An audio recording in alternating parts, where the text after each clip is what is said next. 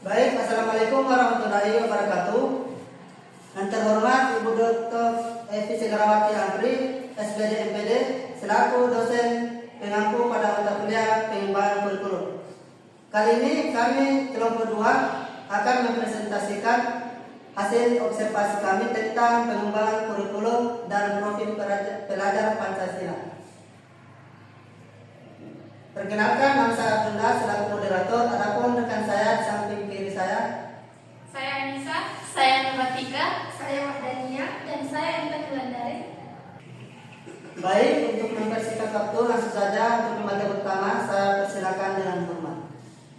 Terima kasih kepada moderator. Tentu saja yang pertama, landasan dan evolusi kurikulum. Terdapat 3 landasan dalam mengembangkan suatu kurikulum, yaitu landasan filosofis, landasan psikologi, dan landasan sosiologi. Landasan filosofis menekankan fungsinya sebagai pijakan elementer dari sebuah pembentukan konsep kurikulum pendidikan. Hal ini sesuai dengan makna dan yang dikandung oleh nuansa filsafat yang dalam konteks modern dipahami sebagai ilmu yang berusaha untuk memahami sesuatu hal yang muncul dalam keseluruhan lingkup pengalaman manusia, yang diharapkan agar dapat mengerti dan mempunyai pandangan menyeluruh dan sistematis mengalami alam semesta dan tepat bagi manusia sebagai bagian dari dunia, menurut S. Nation 2006.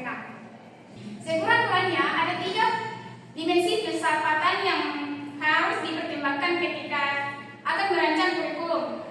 Antara lain adalah filsafat pendidikan, filsafat negara, dan filsafat lembaga pendidikan.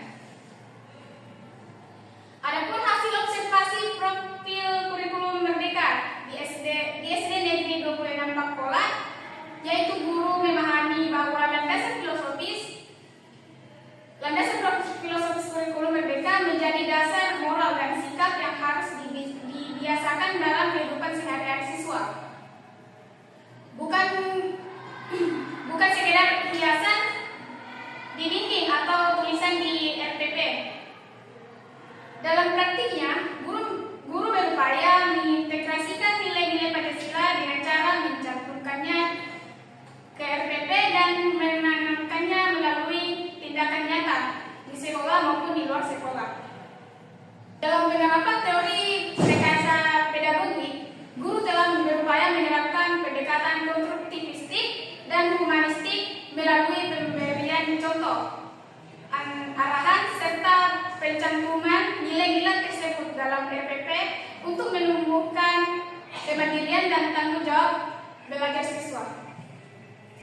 Terima kasih, saya kembalikan kepada moderator. Baik, itulah pemateri pertama tentang landasan. Selanjutnya untuk pemateri kedua saya persilakan dengan hormat. Terima kasih atas waktunya moderator. Materi selanjutnya yaitu implementasi kurikulum di satuan pendidikan. Pada buku pengembangan kurikulum rekayasa pedagogik dalam pembelajaran panduan tujuan penyusunan kurikulum di satuan tingkat pendidikan. Ini untuk menjadi acuan bagi satuan pendidikan SD, SMP, SMA, dan SMK dalam penyusunan dan pengembangan kurikulum yang dilaksanakan pada tingkat satuan pendidikan yang bersangkutan.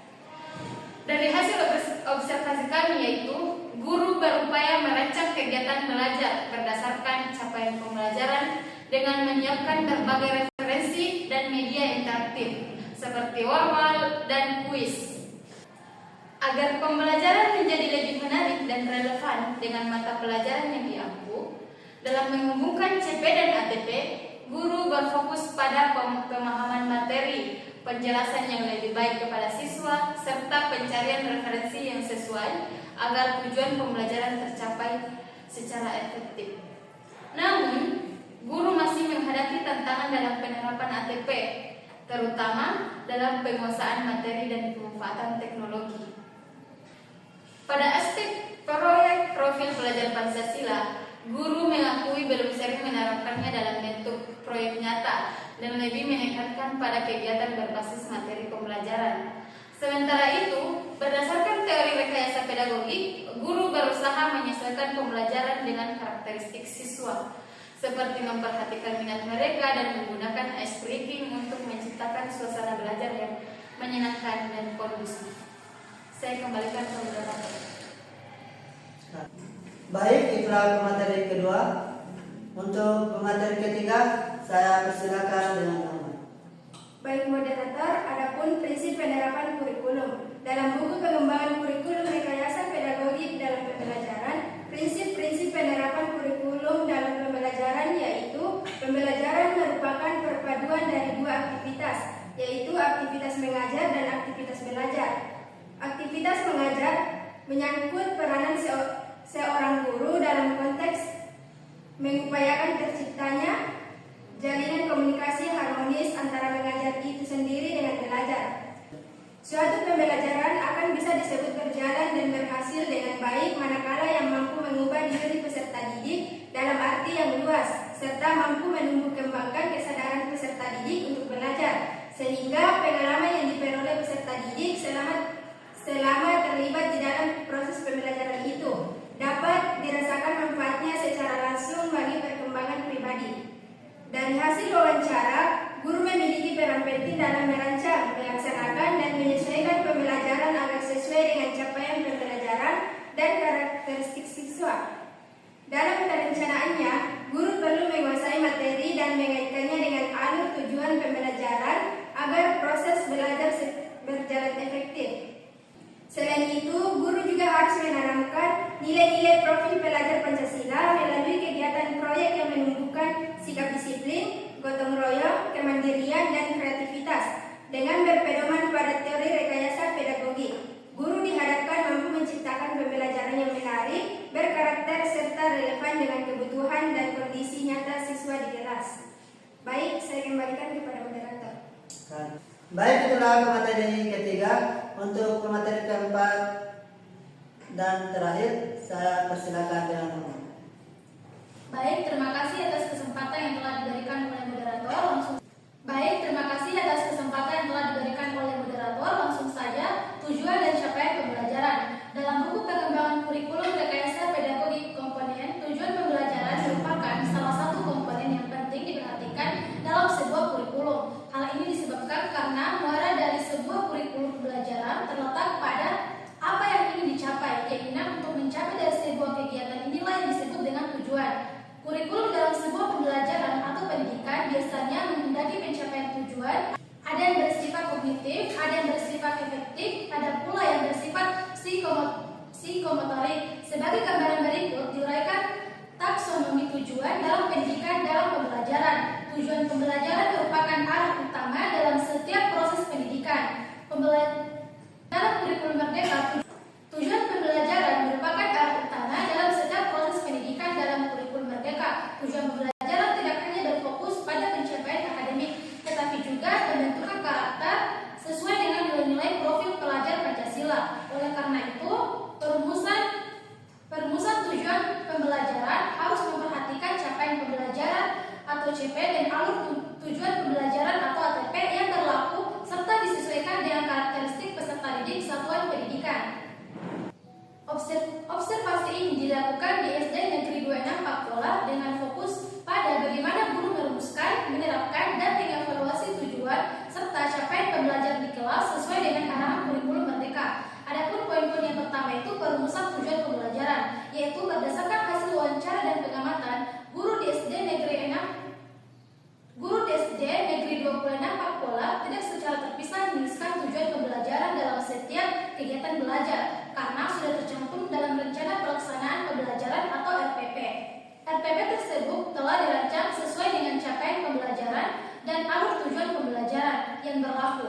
Hal ini menunjukkan bahwa guru telah memahami arah pembelajaran yang sesuai dengan kurikulum dan karakteristik peserta didik di kelasnya.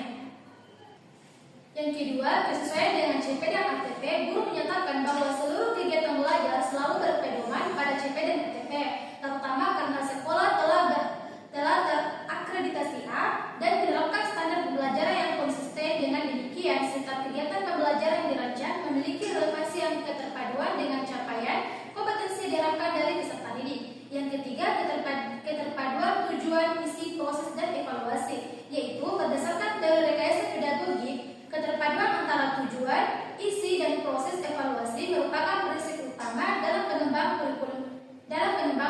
kurikulum. Yang ketiga, keterpaduan tujuan, isi, proses, dan evaluasi, yaitu berdasarkan teori rekayasa pedagogik, keterpaduan antara tujuan, isi, proses, dan evaluasi merupakan prinsip utama dalam pengembangan kurikulum.